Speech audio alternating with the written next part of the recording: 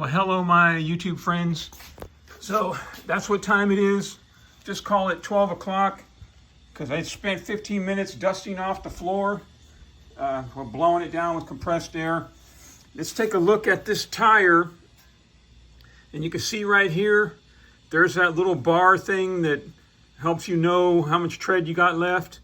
And the tread is deeper right here on the side, right? And like especially right there, it's got the inside groove. That groove used to go all the way up and it would end not much farther than this, but it was deep all the way. Okay, there's another one. That one's almost completely gone. So it's time for a new set of skins, or at least a rear. I just went down to Matthews, put $260 on account, and the tire alone is $300. I'm going to pull this wheel off, take the wheel down there. They're going to mount and balance the tire. You know, they'll probably charge me another $100 for that. It'll be $400 when I'm done. There's a thing that used to be called the DA cash stack, and it's not much, you know, but for my budget, it's all right. And I've long stated that you have to keep cash on hand. You can't just spend all your money on silver, have no cash available for emergencies. I knew this wheel was getting worn out. It was starting to feel wobbly, especially when I downshift. It would slide and give me a little fishtail, which is bad. And it wasn't even on the front brake, right? If you lock up the rear and you're on the front brake, then you're done. But, so it's an expensive tire. Could I have gotten it cheaper at a different shop, or ordered the tire myself from JMP Cycles? I guess, yes, I know. But, you know, I'm committed now. If I went that route, it'd be another week or longer. This is a Michelin Commander 3 Cruiser. All right, let me get started. I'm going to pull this wheel off. First thing I'm going to do is get the front end in the wheel chock. Then I'm going to get the jack under it and get this back end off the ground. And then I'll bring you back. All right, hold on. Okay, we're moving right along. Most of that time was spent routing and tightening these straps. So I got them wrapped around the lifting plate part of the jack. That way, whether I raise or lower the bike, the tension remains the same, right? If I were to strap it like around this axle and I lowered the jack, then these would get loose. Or if it bled off a little bit and the lock didn't engage, then the straps would loosen up. But now, since they're strapped on each side to the lifting plate, whether I raise or lower it, the tension remains the same. So you'll have to route yours however works for you. My next move is I'm going to pull this bolt right here on both sides. That will allow the swing arm to drop down. I'm going to pull this castellated nut, slide the axle out to the left, paying close attention to the spacers.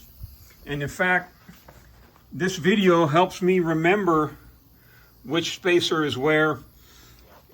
And once that axle slides out, then the wheel will just simply roll out of the, it'll drop down, it'll come right out. I'll have to raise this a little bit to clear the fender, but that's all there is to it. All right, hold on, let's do that. All right, I lowered the motorcycle on the jack, and as I stated, the way it's strapped, I did not lose any tension, but I lowered it enough to get the back wheel on the ground so that the concrete is supporting the wheel, because if it was just hanging from this, I would have a hard time pulling this bolt out because of the friction of the weight of the wheel pulling down on the swing arm. I removed this castellated nut. So I'm gonna have to work that. I'm gonna slide that out to the left. All right, hold on. All right, here goes. I turned it a little bit with the wrench. It's a 15/16, and with my other hand, I pushed inward as I turned this. Let's see if I can get it out the rest of the way.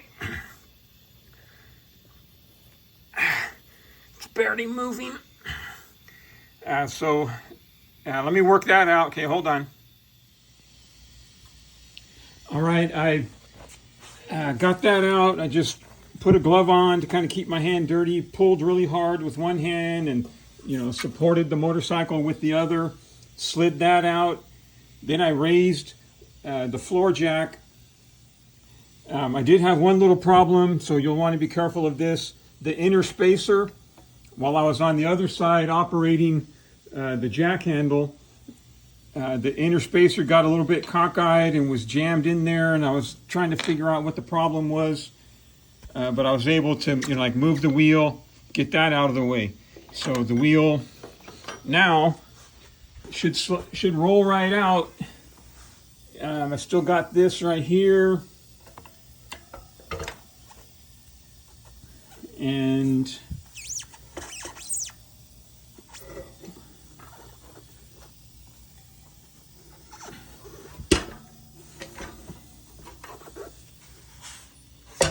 let me turn it this way. Sorry, I should be doing this with two hands, not one. Okay, hold on. Okay, I was able to, get the wheel out without raising the motorcycle higher, which, would have been okay. And I was looking at the tread. So the tread's pretty thin, but look at this right here. A piece of steel embedded in it. And it's not leaking. I don't have any slow leaks on this, but there's a piece of metal embedded in it. So I'm going to give it a quick rinse off and run it down to Matthews Harley Davidson.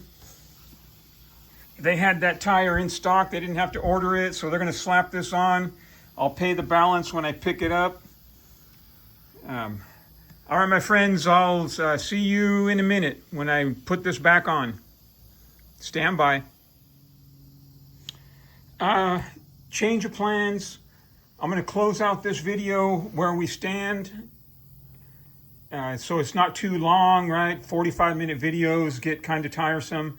And I'll go into greater detail when I put the wheel back on. So that'll be in a different video. All right, my friends, you have a good day.